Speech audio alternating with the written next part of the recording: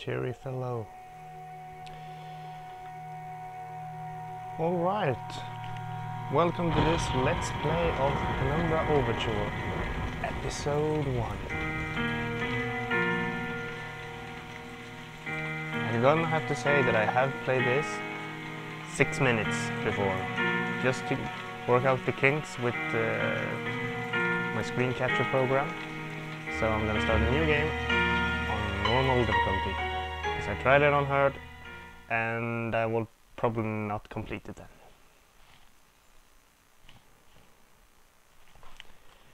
For my part in this allegory, I'm not going to make the same mistakes my father made. Howard vanished from my mother's life before I was even in it, so when he sent me a letter a few days after Mum's funeral, it was the first I'd ever heard from him. But he was dead. Writing from beyond the grave must be a genetic habit in my bloodline. Awkward. His letter contained a key, instructions, pleas for forgiveness. I figured the dead don't have much use for absolution, so I turned to his prophetic passing, which he inexplicably expected to come any day. Clearly averse to explanations, my father preferred to leave directions to a bank on Mayfair I'd never even heard of. In that bank was a safety deposit box in his name, and myself as executor. Of course, I went, as he knew I would. I discovered that despite the evidence, he'd been legally declared dead almost 30 years ago, and so the old book and collection of notes I found had, in the eyes of the law, been mine all this time. Missing out on loot, eh? My father's instructions were to burn the documents, raise no further questions. But that was his error. No man's immune to the shameful trappings of curiosity, and my humanity got the better of me. The university I taught at was world renowned for two things: physics and linguistics. I represented the first, and the man who stood for the second was stumped by my recent acquisition. The book was indecipherable. The notes, however, showed a location somewhere in uninhabited northern Greenland. Why does it always have to be so cold? It took me almost a year to book the last flight I'd ever take. As I watched civilization disappear along with Heathrow, I realised my father had disappeared 3 decades ago, almost to the day, and I considered in turn what it was that I was leaving behind. We landed on a strip of ice a few feet wide, and within minutes I was pulling away on a chartered boat, beginning the 12-hour journey that would lead me into my past.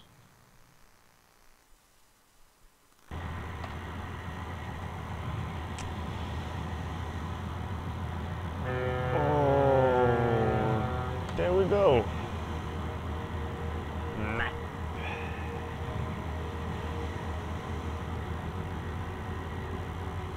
Alright. Whiskey. Oh. A good notebook, yeah.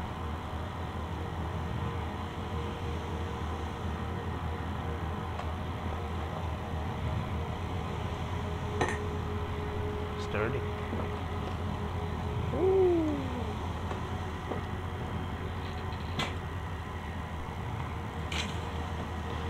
And this is a letter from a fisherman's wife. I've read it once and I won't read it again, but it says yada yada yada. She wants to wash his clothes and take care of him.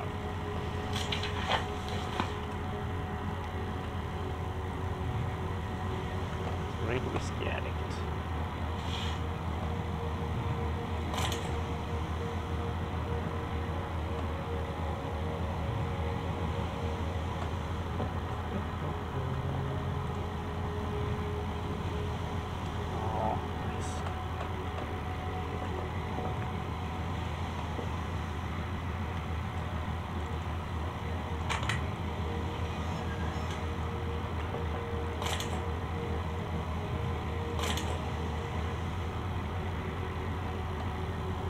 Alright, let's go.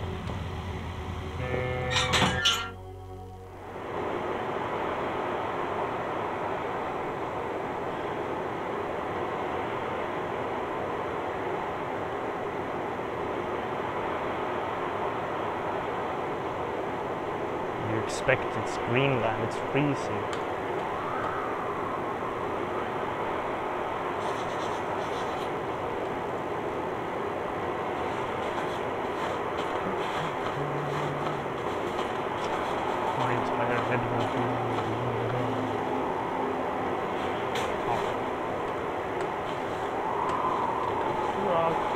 Run with the rocket, run with the rocket. You can do it.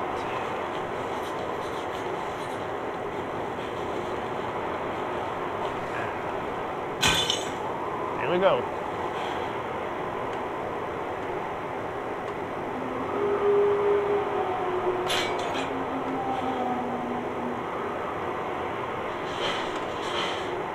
Voila!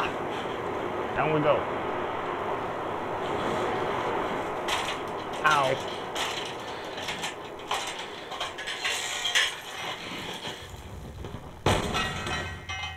Ouch. That sounded painful. Voices. Voices in my head.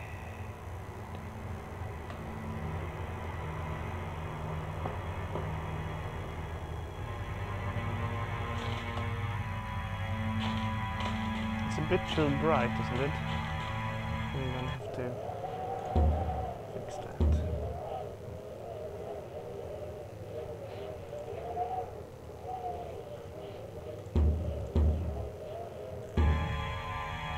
And now it's dark. Ah, that's better.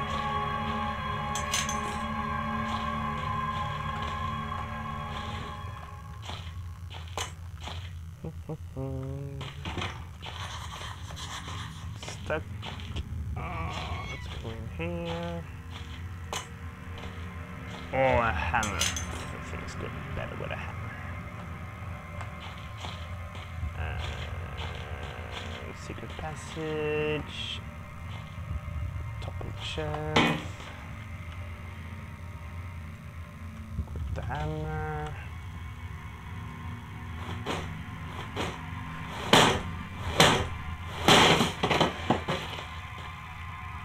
As I've said, I've done this part before, but when we get down the hatch, I haven't played it at all. Everything is new.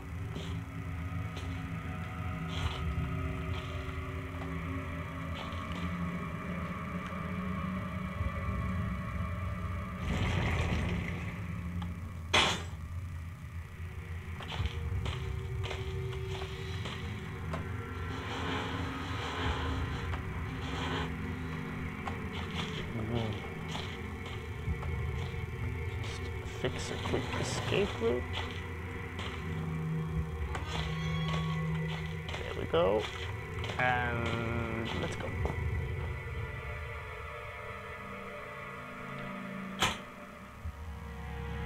The river I was descending into, it was 100 feet below ground, protected by 2 solid metal hatches. Eerie.